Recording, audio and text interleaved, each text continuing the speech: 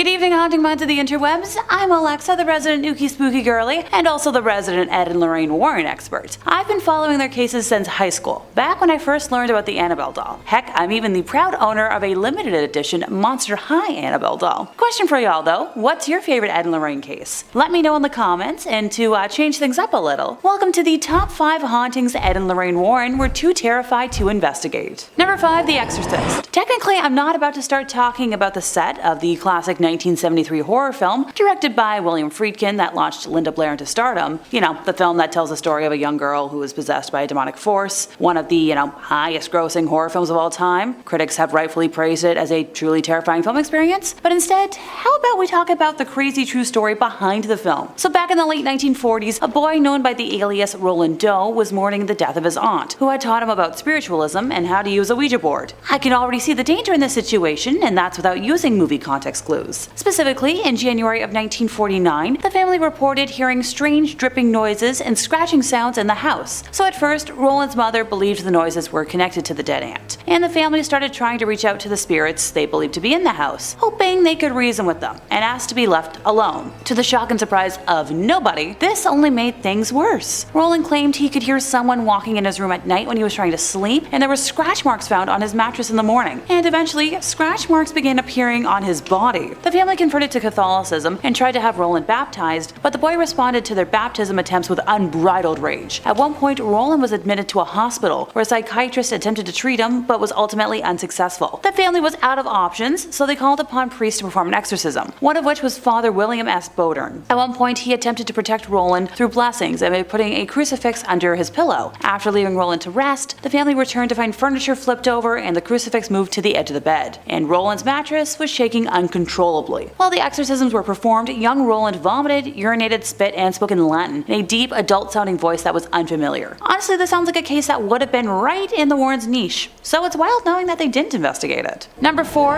The Bell Witch in Tennessee. One day in 1817, John Bell was inspecting his cornfield in Robertson County when he encountered a strange-looking animal sitting in the middle of a corn row. Describing it as having the body of a dog and the head of a rabbit, John fired several times at the being in shock when the animal simply vanished. He thought nothing more of the incident until later that night when the family began hearing thumping sounds on the outside walls of their log home. So the mysterious sounds continued each night, always growing louder and more forceful. In the weeks that followed, the Bell descendants began waking up frightened, complaining that rats were gnawing at their bedposts, their bed covers were being pulled from them, and their pillows were tossed onto the floor by some invisible entity. As time went on, the Bells began hearing faint whispering voices, which were too weak to completely understand but sounded like a feeble old woman singing hymns. The encounters escalated, and the Bells' youngest daughter, Betsy, began experiencing brutal encounters with the invisible being. It would pull her hair and slap her relentlessly, often leaving welts and handprints on her face and body. Now, the family had kept the disturbances a secret until that point in time, but this led them to, share their story with their neighbor, James Johnston. Hey, he was skeptical at first, and I can't say I blame him, but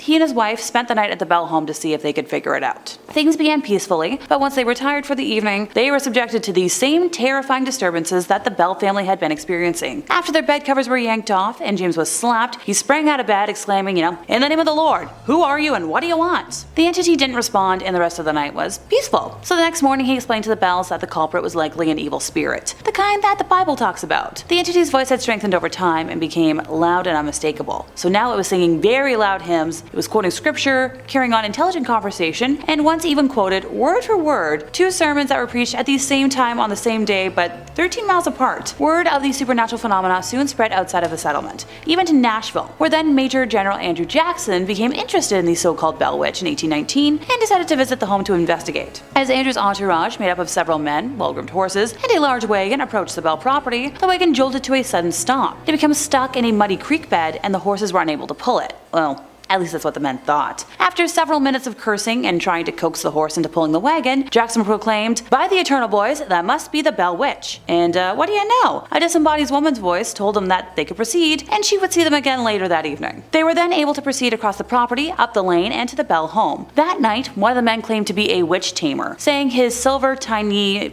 little things would end any spirit they came into contact with, and the entity would fear him. Now, as your friendly narrator, I can see where this is going, can you? Yeah, immediately after that stupid could comment, the man screamed and began jerking his body in different directions, complaining that he was being stuck with pins and hurt severely. A strong swift kick to the man's lower area from an invisible foot sent him out the front door. To the shock and surprise of absolutely nobody, the entity was angry and announced that there was another fraud in the group, but she'd wait until the next night to identify him. Now terrified, Andrew's men begged to leave the farm, but he insisted on staying. He wanted to know who the other fraud was. What happened after all of that isn't super duper clear, but Andrew and his entourage were spotted in nearby Springfield early the next morning, going back to Nashville. He later proclaimed that he would rather fight the British than fight the Bell Witch. The entity continued to express disdain for John Bell, relentlessly vowing to end him. John had been experiencing episodes of twitching in his face and difficulty swallowing for almost a year, and it was only growing worse with time. By the fall of 1820, his declining health had confined him to the house, where the malicious entity continuously removed his shoes when he tried to walk and slapped his face when he recovered from his numerous seizures. Her shrill voice was heard all over the farm, cursing and chastising old Jack Bell, which was the nickname she had given him. Now, John Bell breathed his last breath on the morning of December 20th, 1820, after slipping into a coma a day earlier. Immediately after his death, his family found a vial of strange black liquid in the cupboard. John Jr. stupidly sprinkled 2 drops on the cat's tongue. The cat jumped up into the air, rolled over in midair, and had passed before it hit the floor. The entity then exclaimed, "I gave old Jack a big dose of that last night," which fixed him. John Jr. tossed the mysterious vial into the fireplace, where it burst into a bright blue flame and went up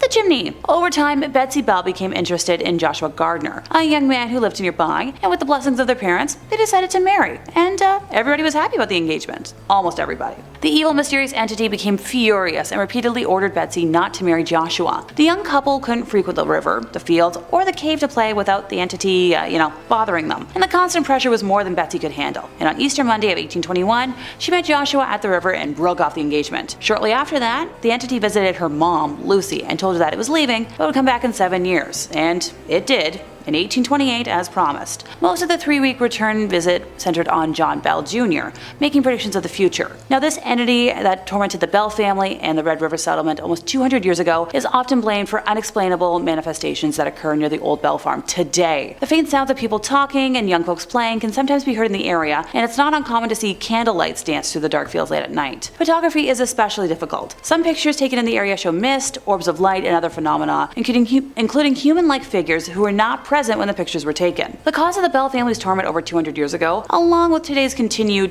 chaos in the area, remains a mystery. Numerous theories have been put forth, but all have been debunked. However, most researchers agree that something had to have caused the incidents at Red River in the early 1800s that gave rise to the Bell Witch legend as we know it today. Weird that Ed and Lorraine didn't visit there. Number 3, the Vampire of Highgate Cemetery. In 1967, 2 girls walking home along the nearby Swains Lane claimed to have witnessed the dead rising from their graves by the cemetery's north gate. Another teenager had been awoken one night with something cold and clinging on her hand, which left prominent marks next morning, while reports circulated of a tall man in a hat walking in the area, before melting through the cemetery's walls. On Halloween night of 1968, a group of teenagers interested in the occult visited Tottenham Park Cemetery, at a time when it was being regularly vandalized by intruders. According to a report in the London Evening News on November 2nd, the young folks arranged flowers taken from graves in a circular pattern, with arrows of blooms pointing to a new grave, which was uncovered. Now, a coffin was opened, and the body inside was disturbed, but their most macabre act was driving an iron stake in the form of a cross through the lid and into the chest of the corpse. In a letter to the Hampstead and Highgate Express on February 6 of 1970, David Farrant wrote that when passing Highgate Cemetery on Christmas Eve of 1969, he had glimpsed a gray figure, which he considered to be supernatural, and asked if others had seen anything similar. Sean Manchester claimed David's gray figure was a vampire, and the media quickly latched on, embellishing the tale with stories of the vampire being a king of the vampires or of practicing black magic. Now, a rivalry grew between the two guys, with each claiming that he could, expel or destroy the specter. Sean declared he would hold an exorcism on Friday the 13th, which,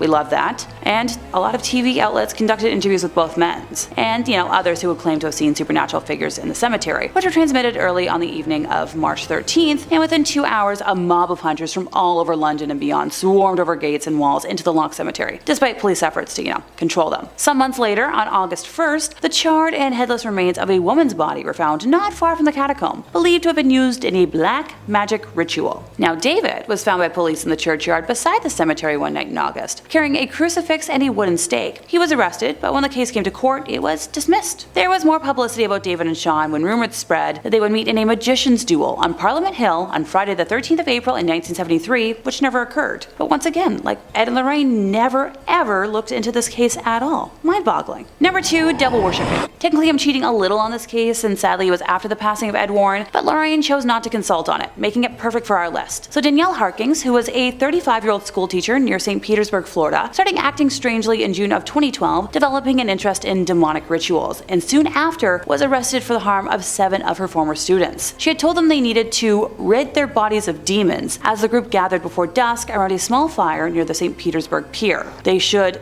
cut their skin to let evil spirits out, and then burn the wounds to ensure that those spirits would not return. Which, ow! When Hauntings held a lighter to one person's hand, wind blew the flame out, which prompted her to douse his hand in perfume before setting it on fire. Obviously, he suffered second-degree burns. Another person was cut on the neck with a broken bottle, and Hauntings used a flame to heat a small key, which he then used to, cauterize the wound. The police were notified because a friend of one of the students who participated in the ritual raised alarms. However, none of the students themselves told their parents about the event or would comment following the arrest of Hauntings for aggravated battery and harm. Honestly, I wish Lorraine would have helped with this case to provide answers for everybody. Number 1, the Winchester Mystery House. In 1886, an eccentric widow left her home in Connecticut for California's rural Santa Clara Valley to start a new life after the tragic loss of several family members. If you're unaware of the story, this was the tale of Sarah Winchester, a millionaire heiress who managed her own finances and acted on a passion for architecture and design by overseeing the never-ending construction project of a rambling mansion in San Jose. Her reclusive lifestyle, along with the restrictive gender norms of the era and the cursed money she was associated with, caused neighbors and local press to speculate, and legends quickly began to swirl about the mysterious woman and her bewildering house. Even though, it was like a modern marvel at the time with indoor plumbing, multiple elevators, a hot shower, and central heating, the mansion was appraised as having no value because, it had doors that opened to nothing but thin air, staircases that led straight into the ceiling, and a maze of labyrinth-like hallways. So naturally, legends began swirling, speculating that the bizarre architectural choices were an attempt to rid the home of unwelcome spirits of the dead killed by the Winchester rifle. And here's the reason I've mentioned it today. Even though I felt like this would have been a must-visit during Ed and Lorraine's travels, I couldn't find any record of them having anything to do with this residence. A cursed home constantly being added on to cater to the spirits and zilch? Obviously they must have known something we don't to have never visited there. And that brings us to the end of our time. If you enjoyed my ramblings today, could you help us out by giving this video a like, subscribing if you aren't already, hit the bell for more Ed and Lorraine content from us here at Top 5 Scary Videos, and I'll see y'all next time, you lovely spooky people.